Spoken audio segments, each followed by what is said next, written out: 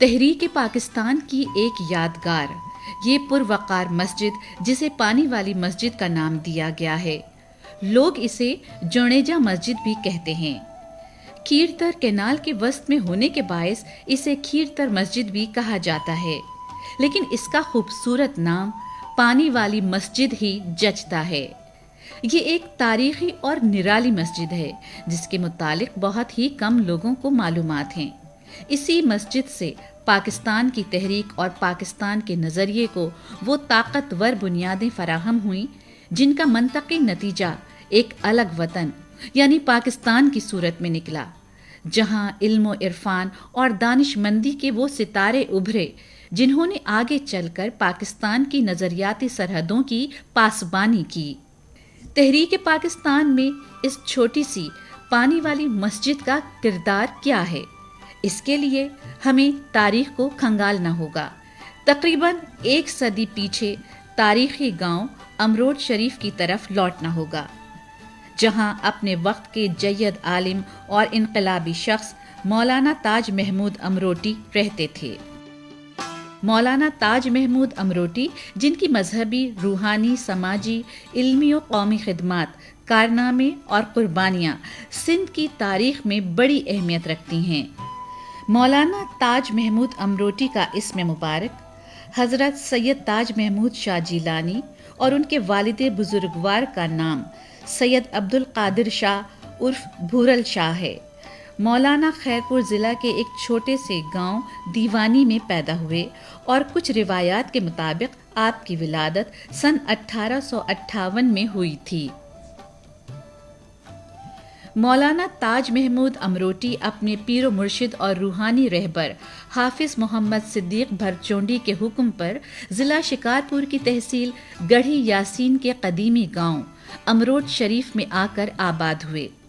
مولانا تاج محمود جب امروٹ تشریف لائے تو سب سے پہلے انہوں نے ایک مسجد قائم کی اور مسجد کا کام مولانا صاحب کے ایک قریبی ساتھی مستری عبدالرحیم سومرو شکارپوری کے ہاتھوں انجام پایا۔ مسجد کا کام اس وقت پورے 1 سال تک جاری رہا۔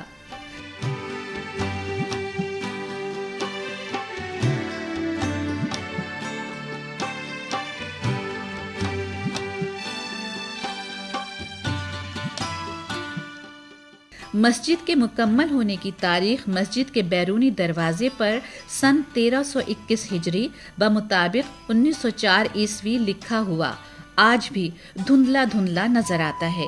مسجد پر کمال کاریگری سے کام کیا ہوا ہے۔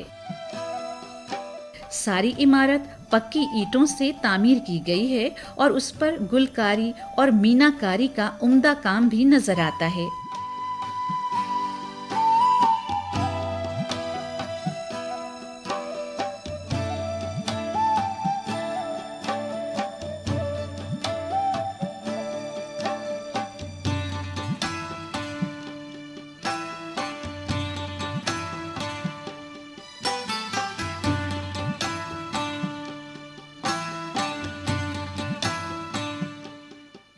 عبید اللہ سندھی کے حجرے کا لال اور پختہ اینٹوں کا مینارہ آج بھی انقلاب کی داستانیں سنانے کے لیے ایستادہ ہے، اور اس سے ملحقہ قدیم مسجد کا مشرقی اور جنوبی حصہ ابھی تک بہتر حالت میں موجود ہے۔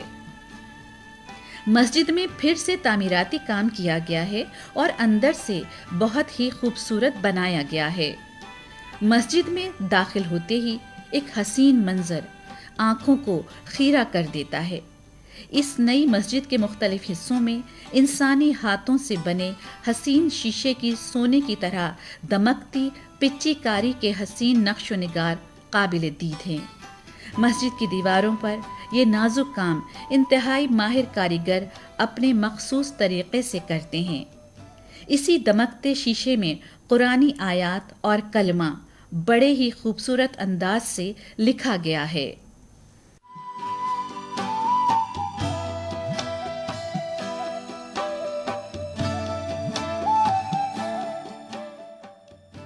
مولانا تاج محمود امروٹی کی تمام عمر علم اور روحانیت کو عام کرنے میں گزر گئی۔ مولانا تاج محمود امروٹی سکون حاصل کرنے، مراقبہ اور یاد الہی میں مشغول ہونے کے لیے امروٹ شریف سے کچھ فاصلے پر ایک چھوٹے سے گاؤں جسے مندھوجی وانٹ کہتے ہیں جایا کرتے اور وہاں بھی ایک چھوٹی سی مسجد قائم کی۔ مندھوجی وانٹ جانے کے لیے امروٹ شریف کی پختہ سڑک سے گزریں تو آبادی کے ساتھ کھیتوں اور باغات کا سلسلہ شروع ہو جاتا ہے۔ جگہ جگہ بچھے مخملی گھاس کے قطعے ماحول کو انتہائی خوبصورت بنا دیتے ہیں۔ جب سبز کھیتوں اور کھجوروں کے باغات پیچھے چھوڑ کر 2 کلومیٹر امروٹ شریف کی جنوبی جانب آگے بڑھیں تو اچانک ہی ایک خوبصورت سی مسجد نگاہوں کے سامنے آ جاتی ہے۔ پانی والی مسجد، یہ وہی مسجد ہے جہاں مولانا تاج محمود امروٹی ذکر الہی میں مشغول رہا کرتے تھے۔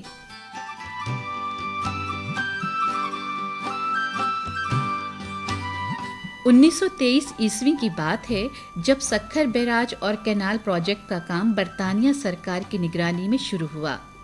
بلوچستان کو آبپاشی کا پانی پہنچانے کے مقصد سے جب سکھر کے قریب سے کیرتھر کینال کی کھدائی شروع ہوئی تو یہ چھوٹی سی مسجد کیرتھر کینال کے راستے میں آ رہی تھی، اس لیے انگریز سرکار نے اس مسجد کو شہید کرنے کا قطعی فیصلہ کر لیا۔ یہ مسجد اس وقت جونیجا لوگوں کے گاؤں میں تھی۔ انگریز سرکار نے جونیجا لوگوں کو پورے گاؤں کو چھوڑنے کا نوٹس دے دیا۔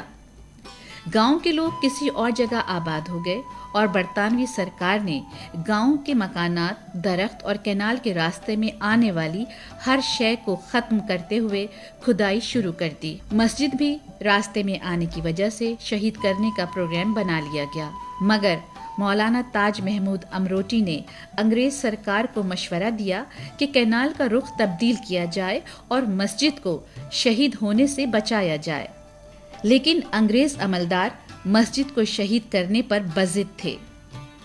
مولانا تاج محمود امروٹی نے تحصیلدار، کلیکٹر اور انجینئرنگ ڈپارٹمنٹ والوں کو کئی ایک درخواستیں دیں، لیکن کوئی خاطر خواہ جواب نہیں ملا۔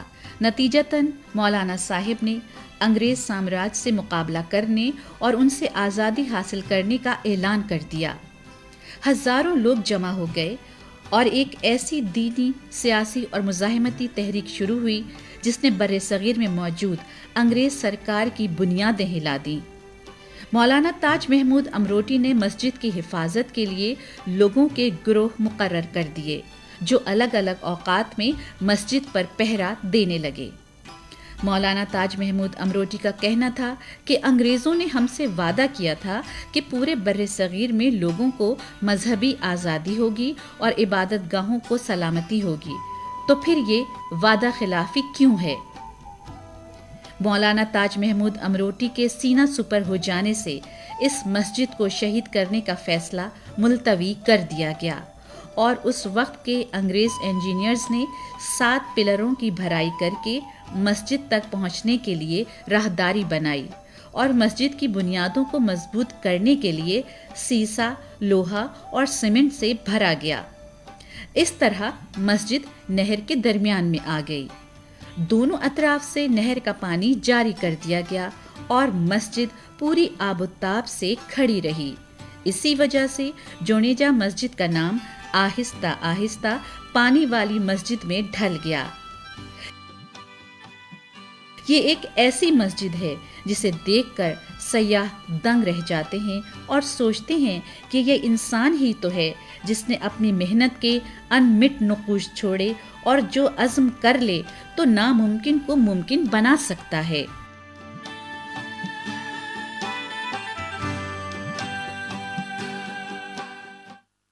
صبح کاذب ہوتے ہی اللہ اکبر کی صدا اس مسجد سے بلند ہوتی ہے۔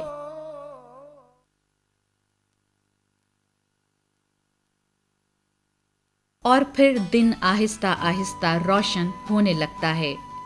سرسبز شاخوں پر رنگین پھول اپنی محفلیں جمانے لگتے ہیں۔ اس عالم میں ہلکی ہلکی ہوا خوشی سے اٹکھیلیاں کرتی ہے۔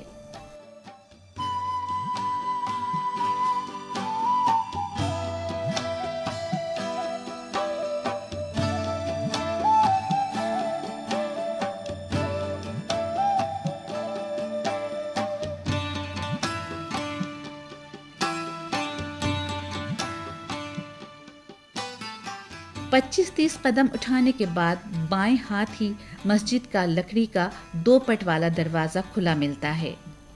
मस्जिद के अंदर हल्के सब्ज रंग की सादा टाइलें नमाजी की आंखों को ठंडक देती हैं। सामने ही दीवार में बनाई गई 3 खानों वाली अलमारी में कुरान पाक के नुस्खे रखे हुए हैं। दाएं और बाएं दीवार में 3-3 पट वाली लकड़ी की खिड़कियां हैं, जो अगर खुली हों तो ठंडी हवा मस्जिद की छत पर नस्ब पंखा चलाने की इजाजत नहीं देती।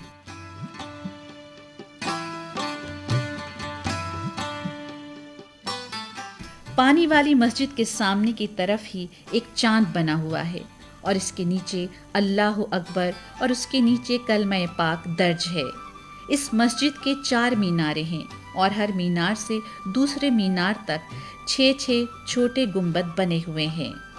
हर मीनार के ऊपर सिरे पर ताकचा बना हुआ है, जो बुलंद मीनारों की खूबसूरती में इजाफे का बाइस है।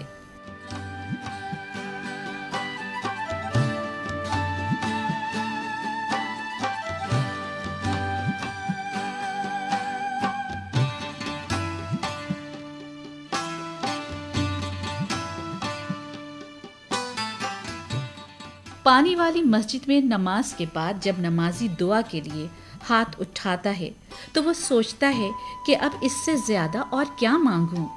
ये हसीन और दिलकश पुरसुकून माहौल, बुजुर्गान दीन की रूहानी बरक़ात, नीचे बहती नहर का हमद सुनाता पानी, फ़रत बख्श हवा और दीन की अज़मत की इस निशानी में नमाज पढ़ने की सआदत से बढ़कर और क्या चाहिए।